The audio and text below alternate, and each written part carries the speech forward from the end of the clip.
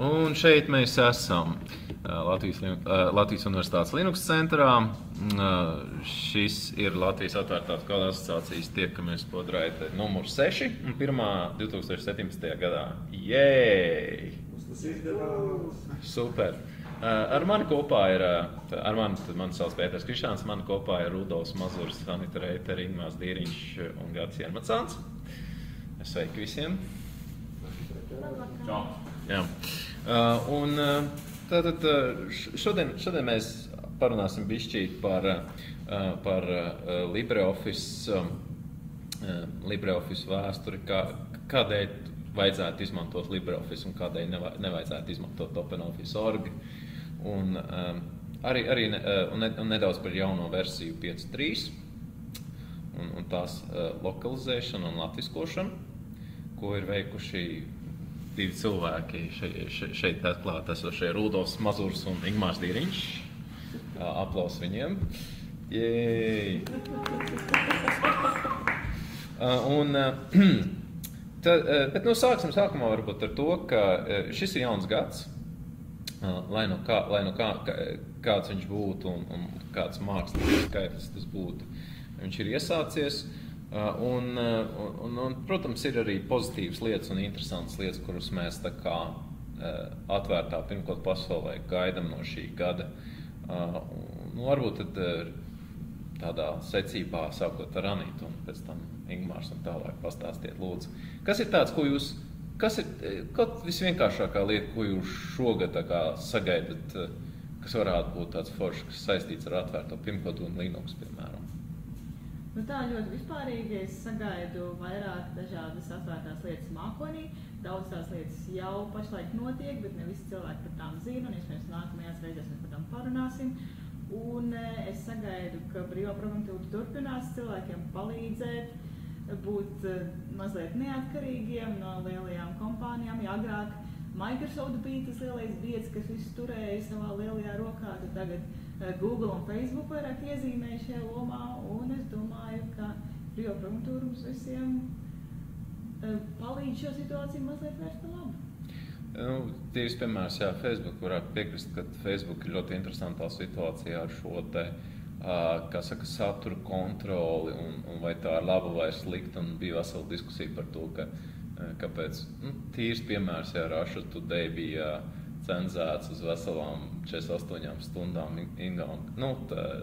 Trumpa ievēlēšana, izsludināšanas pa prezidenta dienā kaut kādu iemeslu dēļ, kas izrādījās vienkārši automātiski, boti bija saņēmuši informāciju, ka šis konts ir neusticams un kaut kādā veidā bija ieslēgts. Bet tas rāda piemēru to, ka privātas organizācijas un privātas kompānijas veiks šo cenzūru un ar to jārēķinās un atvērtās pirmkārt programmatūra katrā ziņā to var piedāvāt. Jā, mēs varam nekaunīgi piebilst, ka mēs izmantojam diasporu diezgan veiksmīgi pateicoties mūsu biedrei, mūsu dalībniecei Aijai, kas dzīvo un strādā Īrijā. Un katrā ziņā man patīk diaspora un ideja, un katrā ziņā es ceru, ka viņa arī attīstīsies tālāk. Tie, kuri nezin, kas ir diaspora, googlējiet. Tas ir ļoti interesants projekts. Tālāk, Ingmār, ko tu šogad sagaidi? Šogad sagaidu tiešām tā par to, ka jāpopularizē tā programmatūra, un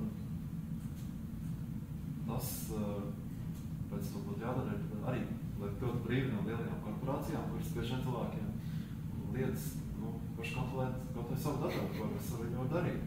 Ja man ir brīvīgi no visādām aktivizācijām, no visādām reklāmām, kuras nevar atslēgt, kaut vai tīri kāds satīvisks sīkumi, kur dēļ būtu vērts iedot atvērto kodu programmatūru, vai skaidīt, karš attīstīt un veidot viņu tā, lai mēs varētu viņu lietot pēc iespējas labāk. Sīkumības attīstīt. Jo pa lielam jau daudz, kas strādā tajā atvērtā kodu programmatūrā jau ir, karš viņu vajag pieslīpēt, un šis gads būtu tāds, kurā mēs to varētu izdarīt kārtīgi vispieslīpēt. Tā, lai visiem būtu. Rudolf? Jā, no manas puses tā kā sagaidu, ka beidzot mums izlādīsim Linux civilizācijas 6, lai būtu atveidot savu laiku notērēt. Tīs. Jā, gaidītams. Ir kā solīta pūfats, domā, ka gada laikā gaņem, ka paspēsim. Otrais ir vēlons, lai viņš būtu tiešām līdz galam nopulēts uz Linux sistēmām, jo kādu laiku viņu izmantoju. Bet tagad ir parādās tas brīdis, ja kaut kas nestrādā tā kā liekas, vai tas ir vēlons, varbūt tas kaut kas cits. Bet ir pozitīvais tas, ka tagad ir arī vērts ziņot, jo tagad ir apmēram tā, ka tas posms ir beidzies. Mēs vēl aktīvi izstrādājam, tas ir beidzies. Tagad, ja tu ziņo, tas viņiem ir tā, tas ir kļūdas paziņojums, uz ko viņiem jārēģē. Jā, es ar šo problēmu tieši par vēlams sakarā arī saskatos, ka tas ir kaut kāda programma lietoju, ko es lietoju Mixori. Jā. Un viņiem tad lauks nestrādā, boga nestrādā kāda. Nelieto vecas programmas. Programmas, kuras vēl ir vienāds, ar citām programmām, kuras savukārt nav atbalstītas vēlām. Tad ir teicīgi, šis gads būtu jāpavada šo visu novēršanu. Jā, katrā ziņā ir jāziņo, man liekas, jebkurā gadījumā gan izstrādātājiem, gan arī distribūciju turētājiem par to, ja kāda programmatūra, kas ir diezgan populāra, ja jūs izmantojat, tad jāuzskata, ka viņi ir diezgan populāri. Ir jāziņo par to, ka viņi neiet, lai viņi sakontaktējās un labo šīs kļūdas, jo tās būs daudz, jo tā ir diezgan fundamentāla izmaiņa, un tas ir diezgan fascinējoši, ka tu vari, piemēram, šobrīd jaunākajā Fedorā 25 vienkārši pārslēgties starp viņiem un viss strādā. Kaut gan reāli tas, kas apakšā notiek, ir pilnīgi kaut kas cits nekā iepriekš. Jā, vēl kaut kas, Rudolf? Jā, protams, es gaidu jaunāko GIMP versiju beidzot, lai iznāk. Jā, 2.10, jā, tas ir tā kā pa visu par viņu raksta, visi gaida. Viņi ir, man liekas, jau 2 gadus tā kā nobīda relīzes laiks. Kas? GTK 3 būs beidzot? Viņi nevienāds, ko, idejas. Nē, tāpēc, ka GTK 3 būs ar 3. GIMP versiju. Jā. Tieši tāpēc viņi nesaucās GIMP 3, jo GIMP 3 ir pataupīta GTK 3 portam. Kas liekas ļoti savdabīgi, ka GTK pēc būtības ir GIMP tulkits sākotnēji. Jā, bet tas nevies daudz tālāk, kā bet tas ir Gaggle ports saucamais, kāpēc vispār šis lielais GIMP versija tā kā ir tapusi. Ir arī iemesls, kāpēc viņiem vispārējais ir atlikts. Es saprotu, ka GTK 3 portam ir iestrādes, viņam kods jau ir sagatavots. Praktiski ir tā, ja viņi izlaidīs 2.10, tad viņi uzreiz tas ir pusgada jautājums, ka viņi var noportēt.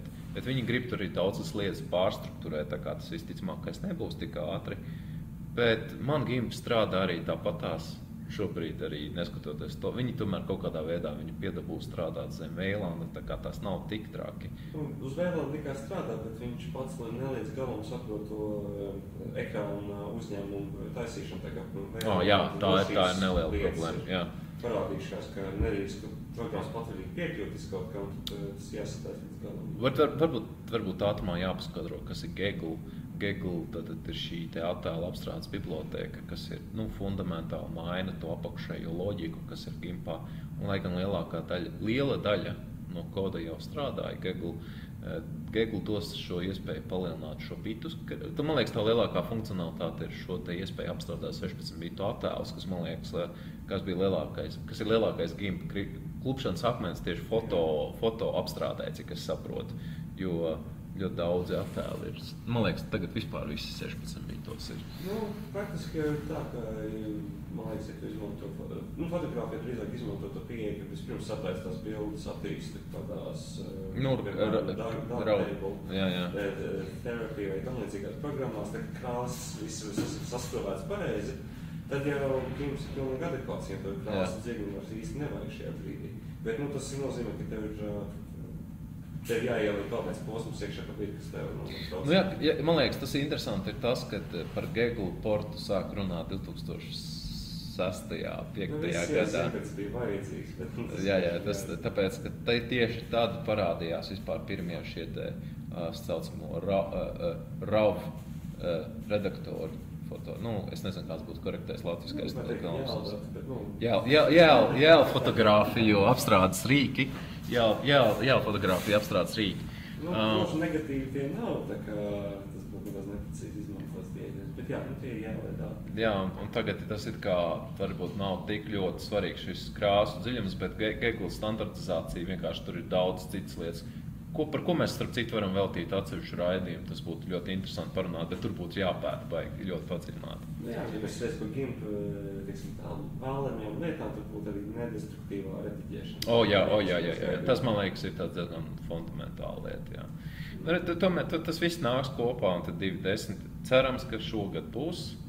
Viss liecina, ka būs, bet kas to var zināt, jo GIMP projekts parasti ir ļoti cīnījās ar darba roku trūkumu, tāpēc tur diezgan lēni tās lietas ir notikušas. Jā? Vēl viena lieta. Okay. Tas tā, darba tēma tomēr arī mīļi. Man C++ standarts 17. tuvojās. Es ceru, ka šajā iznāks izskatās, ka izstrādātāji domājuši tā, jā. Pythonam tā kā daudz piekritēji, un tur daudz labas lietības. Mums arī kaut ko tādu vajag. Bet ar C++ visiem labumiem, kas ir kompilācija, statistiskie tipi un vispārējais. Jā, un GCC 7.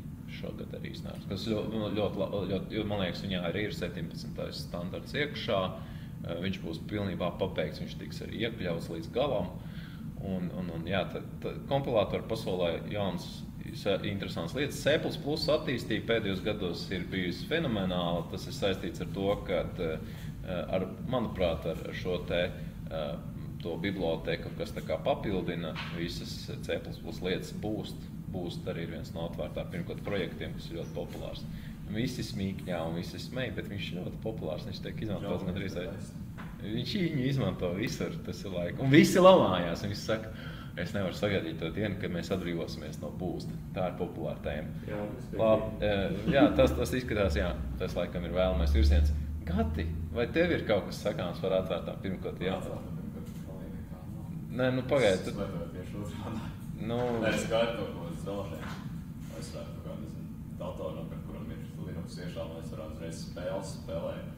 Arī es man būtu jāneslēj. Ok, mēs mēģināsim kaut ko tādu pamēģināt piestrādāt pie tām. Ceru, ka Jānidai visdrīzāk ir priecīgi un laimīgi. Tā kā viņiem izskatās, ka tuvojas jauna procesora kārta, tas nav tik būtiski, ja visi procesori būs līdz strādāt, grafiskās kārtēs lēti, labi dzelži, saka parādīties, cik drāvēt turēs līdzi, varētu būt interesanti. Tur runā par AMD? Jā. Jā, AMD ir interesantā pozīcijā šobrīd. Viņam plānoja, ka nāk tieši datorē kopā. Oi, to es neesmu dzirdējis vispār. Stāst visu, ko zini. Stāst. Labi, tas ir temats nākamajiem raidījumiem, droši vien jāpapēta. Jā. Par Red Hat vēlmi iet OEMā es esmu arī dzirdējis, bet es neesmu dzirdējis neko oficiāli. Viņi pagaidām no tā ir atturējušies.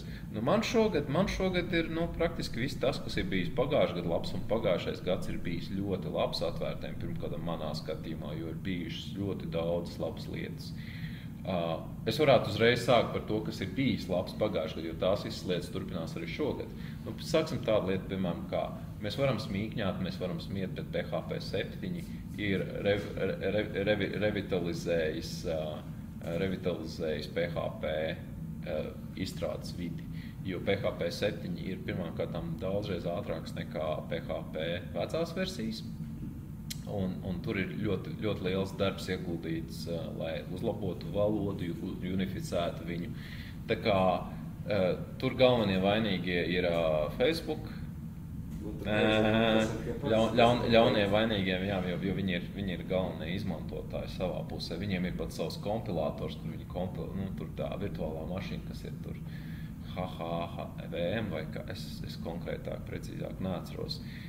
Bet jā, viņi, teiksim tā, viss tas darbs kopā savienojās un iznāca PHP 7, ko praktiski visur mēs liekam tagad. Piemēram, mūsu darbā mēs liekam visur PHP 7, migrējam visur uz PHP 7, kur var, tāpēc, ka tas ir krietni ātrāks un jūtam labāks kods tagad ir.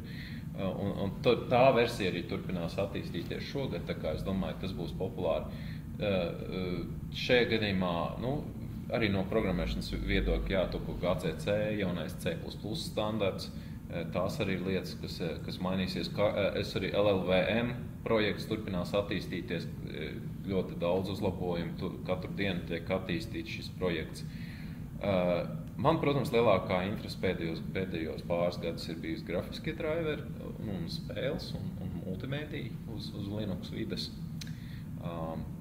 Piedodiet BSD atbalstītāji. Un no grafiskiem driveriem tad Mesas projekts ir šajās dienās izlaiž 17.0. Viņi ir pārgājušas versiju nosaukumu pēc gadiem. Nenāc, ka ir 17.0. Tad līdz ar to 1, 2, 3, ja šajā gadā būs 1, 2, tur apakšversija 1, 2, 3. Un tad nenāc, ko visas jaunākās versijas, kas gadā tiek izlaistas, būs ar apakšversiju. Un tad nākošā 2018. Gada pirmā versija būs Mesa 18. Tādā ziņā ļoti viegli atsakot līdzi progresam vienkārši, kurā gadā kas ir veikts. Un Mesa šogad ir pabeigusi tad ar šo te jaunāko versiju ir gandrīz vai, piemēram, Intel gandrīz vai visi saucamie čipseti latviski būtu... Kas? Mikroshēmu kopas, jā, mikroshēmu kopas no Intel kolektīva.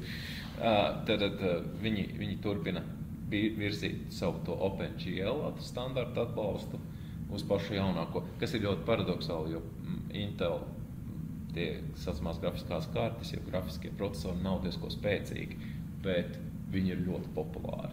Tad, jebkurā gadījumā ir cilvēki, kuri, piemēram, pat uz Windows datoriem, izmantojot Intel mikroshēmu kopas, spēlē spēles.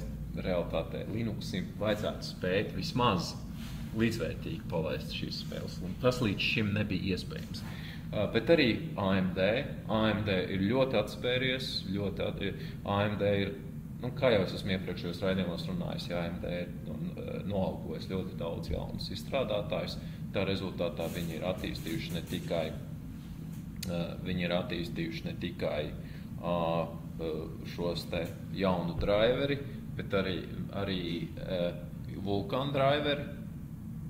Un tur ir interesanti tas noticis, ka zem Mesa driveri parādījies atvērtā pirmkoda AMD drivers, Vulkan drivers, kuru nav paši izlaiduši vēl pats AMD. Kā rezultātā it kā ir divas konkurējošas lietas, bet tur notiek ļoti strauja attīstība. Vēl viena lieta, ko es sagaidu spēļu pasaulē, ka būs Valve izlaidījis jaunu Steamos versiju, izskatās ar jau pašu jaunākiem driveriem un ar jaunāko Vulkan atbalstu, jo izskatās, ka viņi virzās uz ļoti straujiem soļiem virzās uz Vulkan, ar domu tādu, ka viņi visu būvēs uz Vulkan. Jo, piemēram, viņi būvē virtualizāciju zem Linux uz Vulkan. Tikai Vulkan izmantojot, nevis OpenGL. Un tas ir saistīts ar veiktspēju. Un viņi īstenībā to pašu arī domā replicēt arī zem Windows. Jo viņi uzskata, ka teiksim, tā DirectX un OpenGL kā grafiskās ir pārāk smagnējas, lai varētu normāli attīstīt VR tādā līmenī. Piemēram, 4K VR. Tev vajag milzīgas kartes, lai varētu viņu normāli palaist uz parastā API. Es domāju, ka būs jaunas Steam mašīnas. Tad spēļu pasaulē turpina viss notiek. Es turpinu spēlēt zem Linuxa. Kas ir noteikti svarīgi. Wine 2.0 iznāks praktiski nākamnedēļ. Wine 2.0 ir ļoti nozīmīga versija, jo iznāk DirectX 11 atbalsts. Ļoti daudzas Windows spēles, kas izmanto DirectX 11, piemēram, Overwatch, Doom, jaunais Doom. Es eksperimentēju. Man ir bug reports, es mēģinu viņu piešķilt. Jā, viņi izmanto DirectX 11, tur katrā ziņā tas atbalsts ir iekšā. Šobrīd es esmu iestrēdzis vienā citā lietā, kas ir paradoxāli. Es neesmu iestrēdzis uz grafiku, bet es eksperimentēju to. Tas ir kā, protams, tas viss notiek tādā pašā veidā, kā jebkurā atvērtā pirmkārt pasaulē, vainā it īpaši. Lai piedabūtu strādāt programmatūru, ir diezgan daudz jāiziet cauri, jo Windows vidē vaina emulē. Negluži emulē, bet praktiski aizstāja Windows bibliotēkas. Šā darbība precīzi, 100% 1:1 nav zināma. Tā kā tā. Un tas būtu praktiski arī, man liekas, viss no maniem jaunumiem. Pietiekami daudz, protams, jaunas distribūcijas, jauni projekti, jaunu projektu versijas, jau esošo projektu versijas gnomas un vispārējais. Būs interesanti. Labi, tad mēs pārējām tagad pie nākamā temata. LibreOffice. Jā, LibreOffice. Un sāksim mēs vispirms ar LibreOffice vēsturi, par ko mums pastāstīs Ingmārs. LibreOffice sāk savu skaļāk.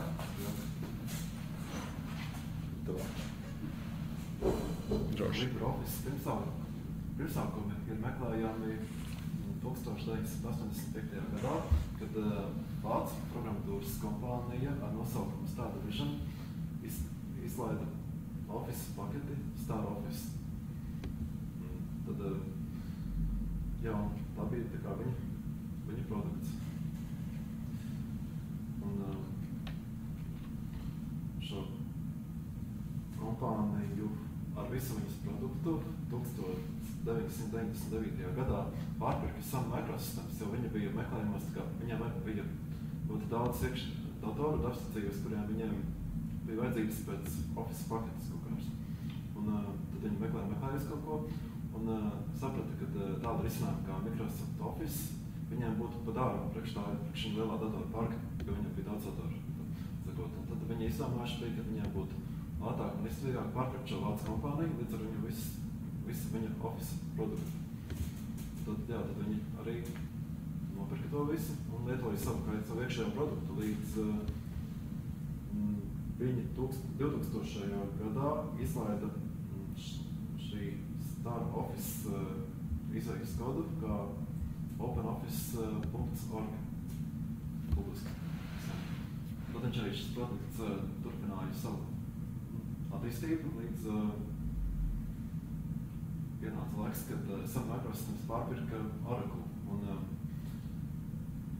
tad šajā brīdī sākās tā, ka viņiem ir padomu, kuram atvērto kodu projektu un kaut kā, kas lemīja produktu nākotni. Arī un sakarā ar to, ka Sun Microsystems tika pārpirkta un Oracle īsti arī viņiem nebija īsti savas, tā kā nevarēja piedāvāt savu vīziju, kā viņi šo projektu varētu attīstīt turmāk atvērto kodu. Un tad arī daudziem izstrādātājiem bija daudz neskaidrības par to saistībā, to, kas un kā. Un tad bija diezgan laikam ilgs laiks, kamēr tās šaubas tā kā bija sakarā ar to, kādam būtu par to zināms, viņš ir mokāk vai kā. Jā, sakot, un tādā sakarā arī daudzi OpenOffice.org izstrādātāji vienkārši aizgājusi paralēlo produktu, uztaisīja forku, kā to sauc angliski. Atzer, jā, tad LibreOffice, jā, tad vēl bija, Petra, kā tu stāstīji par to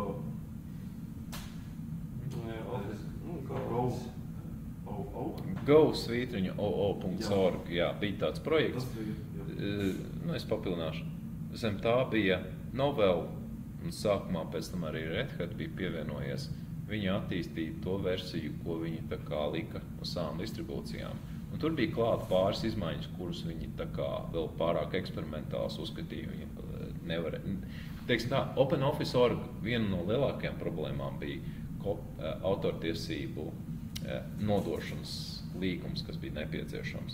Un Red Hat un Novell ļoti bieži vien uzskatīja, ka viņi nevar to, viņi nevar to īsti darīt. Viņš nebija elastīgs. Tas autortiesības bija kā uz Sun. Jā, viņas pārgāja uz Sun, jo Suns mēģināja laist turpināt šo te aizvērto versiju Star Office formātā, turpināt izdot. Un pēc tam tur bija tāds kā Oracle, viņu pārņēma, tad viņu nosauc par Oracle Office, un bija tur ļoti interesants bardaks izveidojies tajā visā. Bet, jā, tu pabeidz, kā tad tas viss beidzās? Tas beidzās ar to, ka daudz izstrādātāji un arī visi, kas šo projektu uzturējuši, bija paši pārgāja uz jaunu projektu un turpināja šo arī apvienoju kopā ar tevis un manas pieminēto go.co. Apvienoja šī projekta kopā, un tad arī sanāca, ka mūsdienu LibreOffice ir pastriskā openoffice.org kodu bāze, plus arī tās izmaiņas, kas bija no GOO. Tieši tā. Jā, diezgan daudz, kas klāt. Jā, pēc tam viņi, protams, ļoti strauji pirmajā gadā viņi ļoti daudz ko izdarīja, sākot ar to, ka viņi izdzēsa tos nesaprotamos iespējams fašistiskos vācu komentārus. Jā. Vēl tagad dzēš. Viņi vēl joprojām dzēš. Jā, tad šī bija koda bāze, kas bija augusi no 80. gadiem, jā, un viņā bija, to bija vācu izstrādātāji izstrādājuši. Jā, kad šī LibreOffice radās 2010. gadā nokās stāšu. Jā. Jā, ir diezgan daudz gada pagājuši dīvaini, vai ne? Šis ir mainījis par šo laiku. Jā, un man liekas, tas bija, man liekas, neilgi pēc tam, ka mēs sākām nopietni lokalizēt OpenOffice.org. Man liekas, Rudolfs atcerās to laiku, ka bija tās neskaidrības. Man liekas, mēs sākumā pabeidzām OpenOffice puslīdz pilnībā, un tad notika šīs dalīšanās. Tas uzreiz tieši pēc tam arī sākās tā dalīšanās, jo es atceros, ka mēs tieši to izdarījām, un tad es tā, not this again. Bet, vienāds, vairāk vai mazāk tomēr LibreOffice turpināja šo te OpenOffice.org to koda bāzi un ideju. Tāpēc, ja jūs klausieties un jūs vēl neesat pārgājuši uz LibreOffice, dariet to tagad. Mēs pagaidīsim. Jā, ir cilvēki, kas runā, ka tas neautošs pārvaldījuma aizgājis OpenOffice ierīčreiz neattīstās, varbūt labāk vienkārši atdot visas preču zīmes no LibreOffice un viņi var apvienoties, bet tas neizskatās, ka notiks kaut kādā tuvākā laikā. Jums vienkārši ir pārējais LibreOffice tiešām.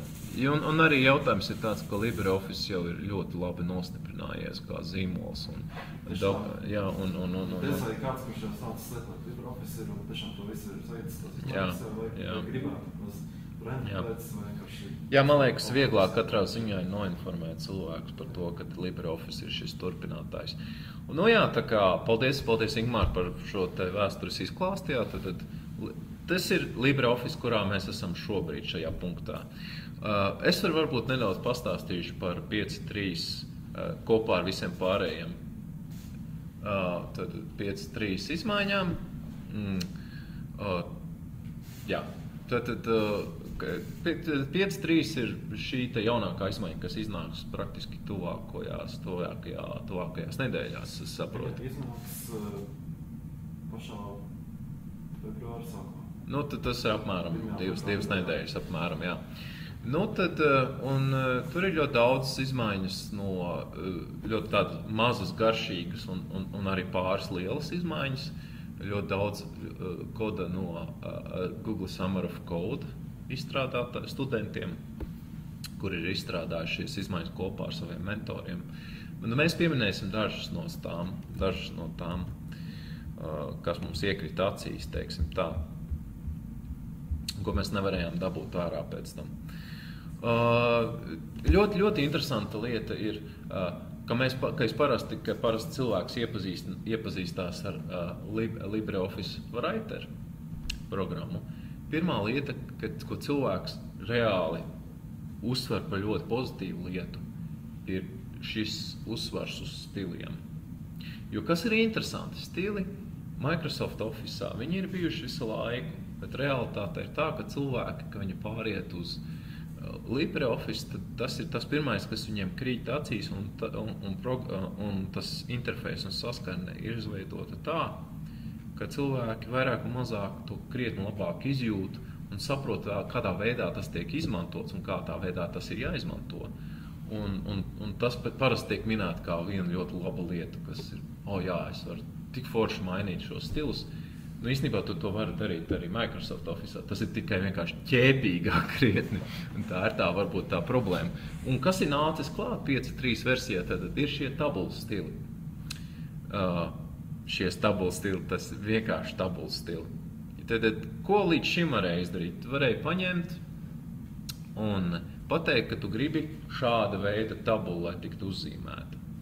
Bet to tu varēji izdarīt praktiski tikai vienu reizi.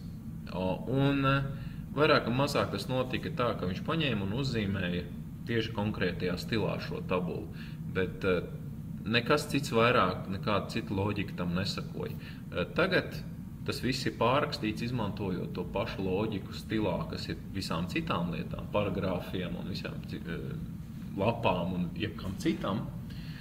Un šāda pat loģika tika izmantota tabulu stilos kā tādos. Tad līdz ar to blakus visām citām šīm te stilu tipiem ir parādījies tāds tips kā table styles, jeb tabulu stili.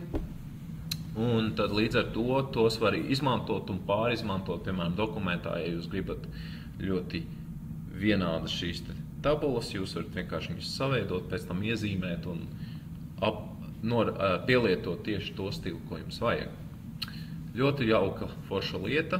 Paldies Jakubam, kurš to ir izstrādājis Summer of Code pagājušajā gadā, kopā vēl ar 4 citiem cilvēkiem. Jā, starp cik ļoti daudz šīs izmaiņas kolabora izstrādātāji, jo viņi arī ļoti daudz ir, tā ir piegulda. Viņiem, laikam, cik es saprotu, viņiem maksā Red Hats un citas kompānijas vairāk mazāk par šo darbu. Viņi arī paši tā savējo kolaboru Office Suite. Jā, pareizi. Viņi arī investē, tāpēc, ka viņi izmanto šo te GTK +3, tagad es aizmirstu to nosaukumu, to aizmugures, to interfeisu, kas pārveido visu HTML5 CSS JavaScriptā. Es aizmirstu, kā to backend sites sauc aizmuguri.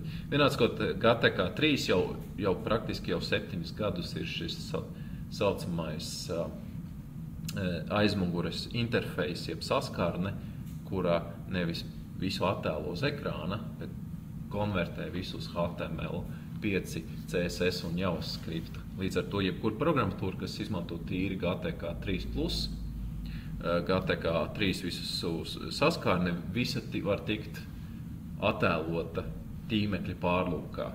Un viņš šo funkcionalitāti izmanto, tagad viņiem ir praktiski Google Apps konkurence, ko viņi piedāvā. Jā, ir vērts apskatīties, ir iespējams, ka jums der tieši tas, ko viņi piedāvā. Turpinot par funkcionalitāti, tad mums ir saīsnes izvēlnēs. Tad izvēlnēs parādās tas tur saīsnes, kas ir ļoti... Tas ir ļoti labi, jo tas ir veids, kā cilvēki iemācās ātrāk un ērtāk izmanto savu programmatūru. Pilnībā piekrīt. Un tā ir viena no lietām, kas man parasti patīk dažādu veidu programmatūrās. Man liekas, ja nemaldos, tas kādreiz savā laikā to izmantoja Gnome 2. Man liekas, ka bija pārās. Tagad viņi gan to vairs neizmanto. Shortcuts. Saīsnes, viņas vienmēr ir saukušās saīsnes. Saīsnes varētu būt tās, kas ir uz ekrāna arī. Ir dažādi. Praktiski loģika jau ir ļoti līdzīga. Noformējam dialogi. Tad ir ļoti daudz izmaiņas un mēģinājumi unificēt šos te noformējam dialogus. Būtībā tie dialogi ir uztaisīti mūsdienīgāki, ērtāki un krāsu pāries dialogs ir tikai piemērs, ļoti daudz ir tādu izmaiņu. Un arī tas dialogs, kurā lietotājs var pielāgot LibreOffice savām vajadzībām, arī tas esot uzlabots, tā kā kopumā vajadzētu visam kļūt ērtāk. Jā, tad ir teiksim, ka ir iet cauri no lietojamības puses, cik es saprotu, ka pagājušajā gadu otrajā pusē tas bija ļoti liels stūmiens LibreOffice projektā. Viņi arī izmēģināja šo te jauno Ribbon saskarni, kuru viņi vēl gan nav ieslēguši. Atebūka vārdu, viņi sauc kaut kā tā. Praktiski mēs zinām, to sauc visi cilvēki zina kā Ribbon. Un Ribbon ir mīla un naids par Ribbon, bet man personīgi patīk tā ideja. Es teiksim, tā ir varbūt tā labākā lieta, ka ja tu lieto moderno Microsoft programmatūru, biroja programmatūru, tad tā ir tā lieta, kas ir labi. Teiksim, tā, man liekas, ja viņi ir pareizi un konceptuāli pareizi sataisīti, tad Ribbon ir ērtāks, teiksim, parastiem lietotājiem. Jo tas ir vizualizācija, teiksim, tā, ja tev tā funkcionalitāte ir vairāk vizualizēta priekšā, tas ir krietni vieglāk, jo izvēlnēm ir tomēr šis trūkums, ka tev ļoti labi jāzina, kur meklēt. Ja tu nezini, tad tu maldies diezgan spēcīgi. Tad nākamā lieta ir fontu attēlošanas uzlabojumi. Tātad, šī ir ļoti svarīga lieta. LibreOffice ir pārgājis uz jaunu starp praktiski visās platformās izmantojama teksta izkārtojuma dzinēju. sauktu par Harpbus.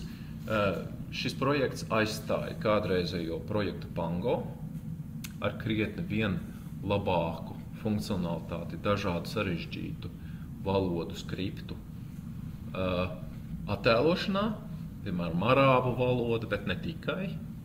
Arābu valoda bija viens no iniciatoriem, bet praktiski tas ir visās valodās uzlabojumi ir bijuši. Jā, līdzīgi kā bijis pareizrakstīs pārbauda, ungāru valoda bija tāda reāli dīvaina valoda šajā ziņā, tas ir speciāli dzimtam, un tad visi tie aspeli un pārējie aizgāja projām tieši handspēlā. Ļoti līdzīga motivācija. Praktiski vienmēr ir kaut kāda pirmā lieta, kas motivē, ir tas, ka tu to valodu, ko tu pārzini, teiksim, vislabāk. Un tad, jā, šī biblioteka ir izmantota ļoti daudzos atvērta pirmkodu projektos, tā skaitā arī Gnome. Gnome viņi izmanto jau kaut kādus 6-7 gadus.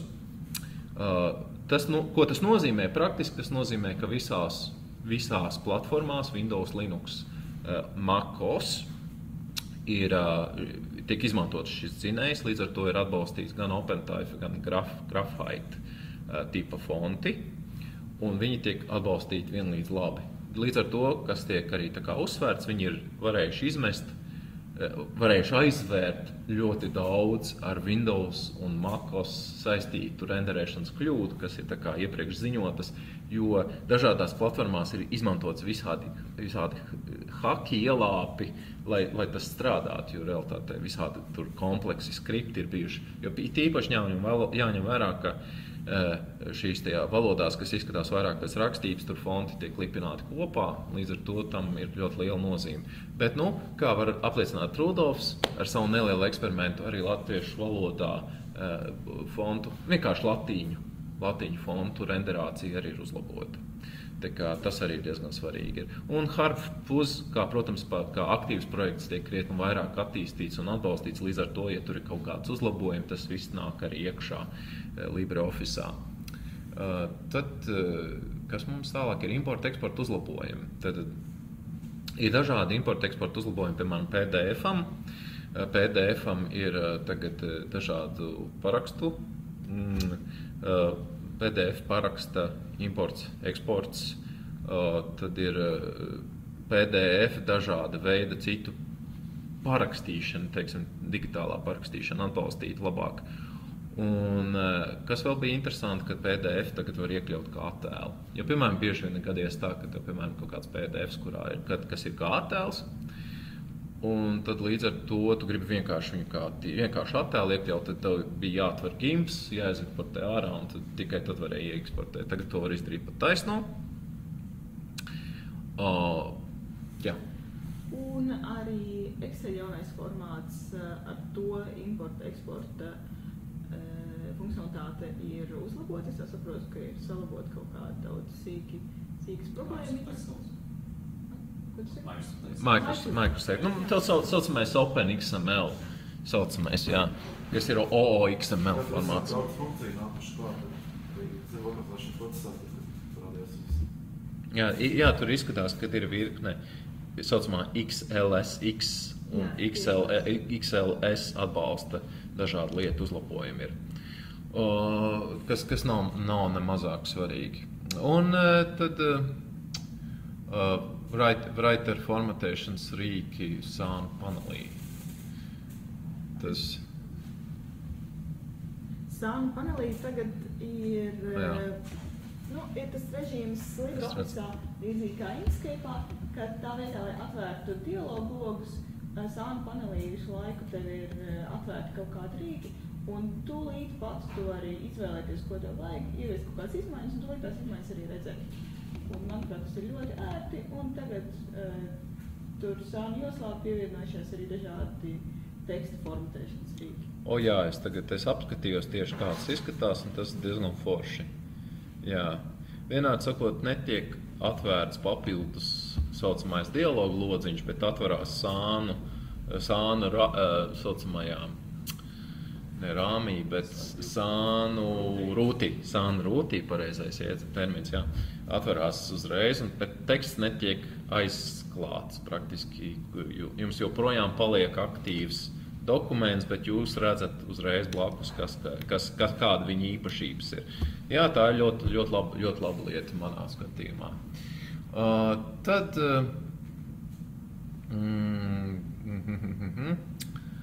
tālāk palīdzība, jā. Vai kāds, kurš pastāstīs par palīdzību? Par atskaņošanu. Sanāk, kad, piemēram, Tur tajā sāna būtībā ir tāds jauns rīks, ja tev ir ievietots tie dokumentā kaut kāds mediju fails, tad to var atskaņot. Tā kā mūzikas atskaņotāja programma. Ok. Tas mediju players. Nu, vienādi sakot, ir tās daudz, šī teiksim, ļoti liels uzsvars bijis uz lietojumu funkcionalitāti. Tad palīdzībā ir divas jaunas iespējas. User guides un get help online. Tas sanāk, kad nospējuši uz palīdzības izvēli un var cilvēks lietotājs tiek pārdosēts uz lapu, LibreOffice lapu, kur ir ļoti daudz tādu grāmatu par LibreOffice, kā lietot. Un arī Ask Help Online aizved uz šo te Stack Overflow tipa lapu, kas līdzīga arī ir Ubuntu. Ask Ubuntu arī ir līdzīga lapa, kur var uzdot jautājumus un parasti cilvēki var atbildēt. Cik es zinu, ka Ubuntu viņa ir strādājusi ļoti labi. Tā ir viena no populārākajām lapām Ubuntu kopienā. Tā kā nav brīnums, ka LibreOffice ir izvēlējies līdzīgi piegājienu šajā gadījumā. Un tad LibreOffice Online. Tad par to mēs jau ieminējāmies. Parunājām. Tas ir tas darbs, ko bija Kolabora veikusi. Jā. Tas ir kā viņa projekts daļa ir, bet... Nē, viņi ir uztaisījuši. Jā, viņi ir iekļāvuši atpakaļ visus šos uzlabojumus, protams, tā kā tas ir atvērtā pirmgada projekts, viņi ir atgriezuši atpakaļ projektā. Tā kā, ja kādam ir drosme, to var mēģināt mierīgi iekšēji pats uzinstalēt uz serveru un palaist. Jau iepriekš to varēja, vienkārši tagad ir tas viss labāk atslīpēts. Tas līdzīgs Google Docs, ne? Ir. Pēc būtības tas ir Google Docs, bet tu nezaudē praktiski nevienu no funkcionalitātēm, jo viss praktiski strādā. Jo viņi visi... Pašlaik ir iespēja to instalēt tikai uz saviem serveriem. Nav tā, ka kāds piedāvā tev gatavu hostingu. Piedāvā Kolabora. Kolabora piedāvā komerciāli. Tu vari viņiem aiziet un samaksāt naudiņu un izmantot viņu tiešsaistē. Viņi praktiski pēdējos 3 mēnešus to vien dara, braukā apkārt tos izstādēm un reklamē to. Tā kā tā ir ļoti interesanta lieta. Tas ir galvenokārt pateicoties GTK plus 3 portam, ko viņi ir pilnībā pabeiguši. GTK plus 3 ports ir vēl viens iemesls, kāpēc šis ports tika pilnībā pabeigts, tāpēc, ka VLAN. Tā bija vēl viena ļoti liela motivācija, kādēļ viņam vajadzēja tikt pabeigtam. Jo, pilnībā pārnests viņš tagad ir uz VLAN, līdz ar to tu vari darbināt viņu bez lielām problēmām. Tur ir viens skaitļi. Jā, ir daudz visādi sīki uzlabojumi, tā skaitā daļveidu skaitļu formāts, kas ir interesanta lieta, kas varbūt ir reti, kuram vajadzīga, bet tiem, kuriem tā ir vajadzīga, tā ir ļoti svarīga. Un tādā izklājumā rīkā kā pivot table tagad ir jauna apkopojuma funkcija, mediānas funkcija, un tā ir lieta, ko pašlaik nepiedāvā pat Microsoft Excel, un tā kā tā ir tāda iespēja, ko piedāvā tikai LibreOffice, tad arī saglabāt pagaidām tādu veidu tabulas ar tādu mediānu apkopojumu var tikai LibreOffice formātā Open Document Spreadsheet. Bet jā, ir daudz tādu datu, kuriem mediāna ir daudz labāks rādītājs nekā aritmētiskais vidējais, līdz ar to tā ir ļoti laba iespēja. Jā, es gribētu piezīmēt to, ko nozīmē LibreOffice Online pēc būtības. Tas ir atsevišķa programma, kas izmanto praktiski LibreOffice bibliotēkas un tādas, bet viņiem ir saskarne vienkāršota. Tādā ziņā tu vari joprojām palaist arī LibreOffice tādu, kāds viņš ir, tiešsaistē uz saviem serveriem, bet viņi ir piedāvājuši šo saskarni, kuru izmanto Kolabora savā projektā, kas ir vienkāršotāk un saprotamāk tiem cilvēkiem, kas, piemēram, izmanto Google Apps. Šādā gadījumā, piemēram, tīri var apskatīties, ka tur ir krietni vienkāršotāk, ka tā fontu izvēle un tam līdzīgi lieta un daudz funkcionalitātes, ar kuru kuras bieži nav vajadzīgas cilvēkiem, kas izmanto tiešsaistes, teiksim tā, tiešsaistē tur netājas tur kaut kāds sarežģīt tādus trackingu vai ko tam līdzīgu, tur, dokumentu izsakošanu. Es piekrītu, ka tā varētu būt lieta, kur tu varētu izmantot, bet vairāk mazāk tā funkcionalitāte nav tik ļoti redzama. Jo tas ir tā lieta, kur varbūt, ko cilvēki tik daudz neizmanto. Bet tas ir tas, ko nozīmē šis LibreOffice online. Tad tas ir to jāņem vērā. Un viņiem ir savs Docker attēls, ja kāds grib palaist. Docker man ir pilnīgi svešu pasaulē, es zinu apmēram, ko tas nozīmē, bet var nokačāt un palaist uz jebkuru serveru vienkārši. Tad kas vēl mums tur ir no Impress? Tagad palaižot Impress, viņš uzreiz tev parāda tās dažādās veidnes, ko tu var izmantot, un ir arī pievienotas 2 jaunas veidnes. Līdz ar to tagad var taisīt prezentācijas ātrāk un ērtāk un skaistāk. Kas interesanti ir tas, kad... Jā. Es vēl gribēju piebilst par tādiem tā kā sīkumiņiem, bet kur nozīmīgi ir, kad LibreOffice 5.3 būs vienkāršots dokumentu atjaunošanas loks, kurš, manuprāt, ir viens no ātrākajiem no visam Office paketiem, ko esmu lietojis, kad kādās kaut kad avarē Office, kur viņš reiz piedāvā atjaunot. Tas ir vienkāršots dokumentu atjaunošana un arī veids, kādā var paplašinājums pieinstalēt klāt. Tas kā veikals, paplašinājuma veikals. Jā, viņiem jau tas bija, jau bija krietni labs, bet tagad viņš vēl labāks krietni. Viņi ir, jā? Vēl viena lieta, kas ir tas drošais režīms. Ja gadījumā kaut kas kādam neiet ar LibreOffice, kad ir iespēja paštatēt viņu drošajā režīmā, un līdz ar to vai atslēgt, piemēram, kaut kādus paplašinājumus, kur ir kaut kādu iemeslu dēļ vienkārši traucē profesionālu darbību, atslēgt vai aparatūras pātrināšanu uz grafiskajām kartēm. Jā. Tur var arī izveidot rezerves kopijas savam lietotāju profilam, ja kaut kas ir jāskopā konfigurācija, kur ir drošais režīms, tas ir noderīgs. Ja kādam kaut kas LibreOffice gadījumā neiet, tomēr. Jā. Tas ir vairāk vai mazāk tāds ir doma tāda, ja visu laiku, piemēram, LibreOffice avarē uz kaut kādu sīkumu vai, piemēram, kaut kas ļoti lēni notiek, tad var palaist šajā režīmā un ātri konstatēt. Jo iepriekš to visu varēja izdarīt ar komandu rindas karociņiem, tagad tas ir viss iespējams arī lietotāju saskarnē, kas, manuprāt, ir ļoti laba lieta. Ieskatās, tad 5.3 ir vēl viena ļoti laba LibreOffice versija, kā vienmēr tās izmaiņas ir ļoti pakāpeniskas, bet, kā redzams, diezgan fundamentāli arī diezgan daudz ir labas lietas. Vēl nē. Jā, es redzu pulksteni.